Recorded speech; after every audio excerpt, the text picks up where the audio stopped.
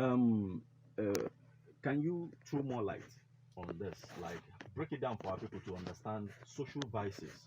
We just she just made mention of ritual killing, made mention of smoking, and then just break it down for the common man on the street to understand when you say social vices, what it really means.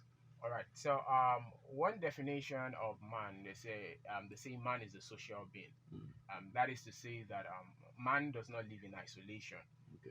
It's through personal, interpersonal relationship that you get the best out of a man. Okay. All right. So now what that being said about social, so social vices are defiant behaviors.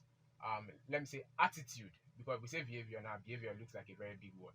Say just attitude that reduces the social capacity of a man. Okay.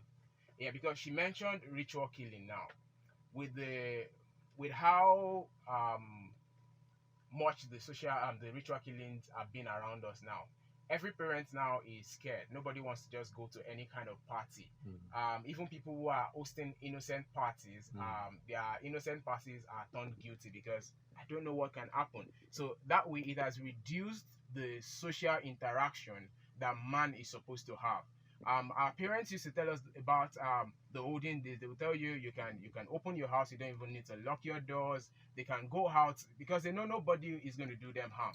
But and that was to say they had this social connection. mm, So social vices are behaviors that, if I'll just put it in plain terms, just reduce our social interaction. okay. It reduces the social connection that we're supposed to have with our fellow men.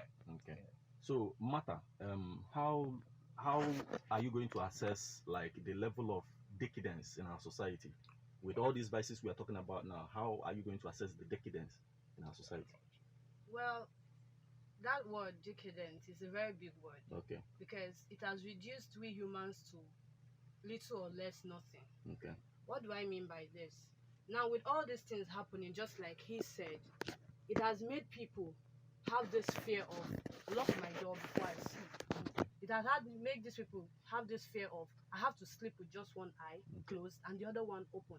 So it has made human beings see themselves as beasts instead of just being humans. And normally, as human beings, we're supposed to be sociable, supposed to be free with everybody. But now you're walking on the street and you're looking behind you, knowing who is behind you. They used to say follow who no road, Mhm. but also know who is following you Okay. behind. That's exactly what it is. So it's just appalling and it's really degrading how we human beings can no longer interact normally without you thinking otherwise.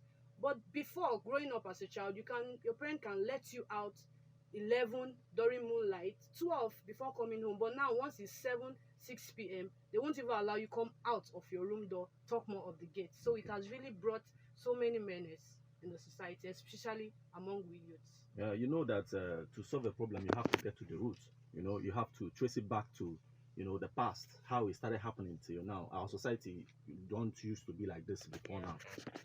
So remember that you're still tuned to Ebona at the 103.5 FM. I am Martin Ifeanyi Shuku AKZ, and I'm hanging out with NYSC COP members, and we are here to sensitize you. We are here to cause social change on some of the happenings in our society. Basically, right now, I want us to get a music break, like get to groove a little bit. When we get back, we delve into the problems, delve into drug addiction, delve into cultism and the rest of them, then see how these things got to us, like how we got to this level, and then see how we can like begin to solve them.